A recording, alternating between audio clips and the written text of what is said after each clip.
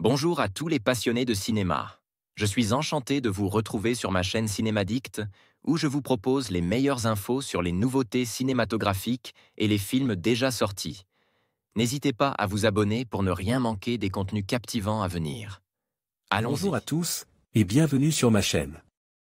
Aujourd'hui, je vais vous parler de « Le Hobbit, un voyage inattendu », le premier volet de la trilogie adaptée du célèbre roman de J.R.R. Tolkien. Dans cette vidéo, je vais partager ma critique de ce film, en abordant ses points forts et ses faiblesses, ainsi que l'interprétation des personnages et l'esthétique visuelle. Je vous donnerai également mon avis sur la façon dont ce film se compare à l'œuvre originale. Restez avec moi pour découvrir si ce voyage en terre du milieu est vraiment à la hauteur des attentes. Mon cher Frodon, tu m'as demandé un jour si je t'avais tout raconté de mes aventures. Bien que je puisse affirmer t'avoir dit la vérité, je ne t'ai peut-être pas tout dit. Ian Holm, Le Hobbit, un voyage inattendu, de Peter Jackson, 2012, lorsqu'il fut annoncé que Peter Jackson allait réaliser elle. Adaptation du Hobbit, au cinéma, je dois bien avouer que j'étais assez enthousiaste. Lorsqu'il fut annoncé que l'adaptation allait être repartie sur 3 longs métrages, je dois avouer que je suis devenu perplexe. Quoi qu'il en soit, le premier volet est enfin là, voyons de quoi il en retourne donc de ce fameux « Le Hobbit, un voyage inattendu ». Ce premier opus souffre malheureusement de quelques faiblesses notables.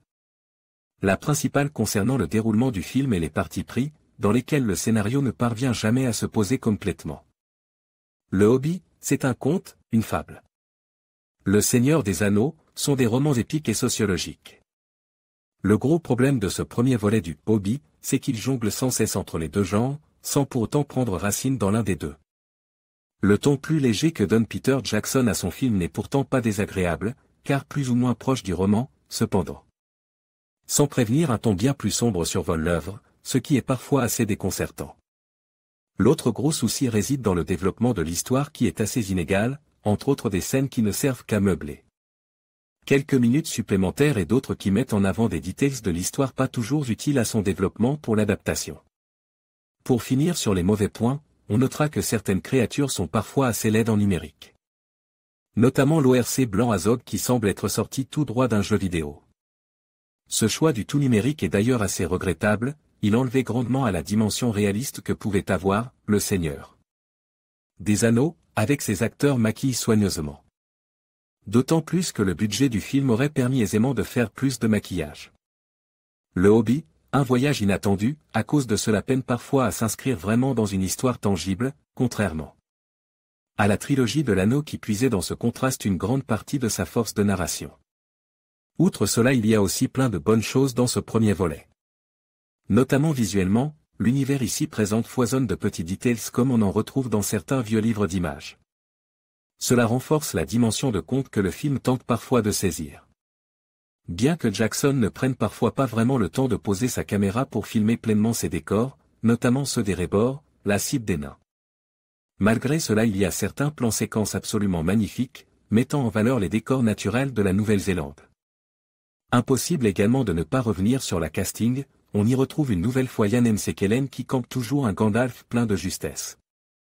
Un grand personnage emblématique du cinéma moderne. Martin Freeman quant à lui a la lourde charge d'incarner la jeunesse de Bilbon Sackey, un hobby casanier qui va finalement se découvrir.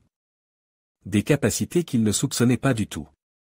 L'acteur fait merveille dans ce rôle et assure parfaitement la continuité du jeu que possédait Ian Holm dans la première trilogie. Richard Armitage tient le rôle de Thorin écu de chêne, l'acteur possède un charisme incomparable et donne beaucoup de force à son personnage. Un acteur à suivre assurément. C'est également un plaisir de retrouver Cate Blanchett et Hugo Weaving, Christopher Lee et bien entendu l'incomparable Andy Serkis.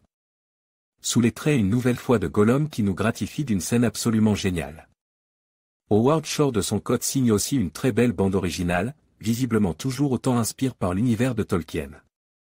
Le compositeur nous offre une nouvelle fois des morceaux inoubliables qui nous font voyager dans cette terre du milieu devenue familière. Aux côtes de cette improbable compagnie. Peter Jackson prouve une nouvelle fois qu'il sait réaliser de la grande aventure avec ce premier volet des aventures du Hobbit. Néanmoins, le film comporte de gros points faibles qui viennent nuire grandement à ce dernier.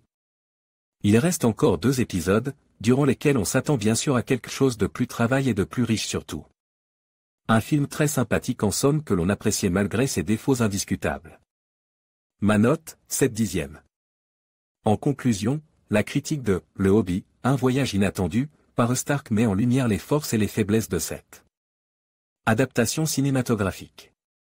Bien que le film offre des visuels époustouflants et une bande sonore captivante, il souffre parfois d'un rythme inégal et d'une narration qui s'éloignait de l'essence du livre. Stark nous invite à réfléchir sur l'impact de ses choix artistiques et sur la manière dont ils influencent notre perception de l'œuvre originale. Ce voyage inattendu, bien qu'agréable, soulevait des questions sur la fidélité et l'interprétation dans le monde du cinéma. Merci de nous avoir suivis dans cette analyse.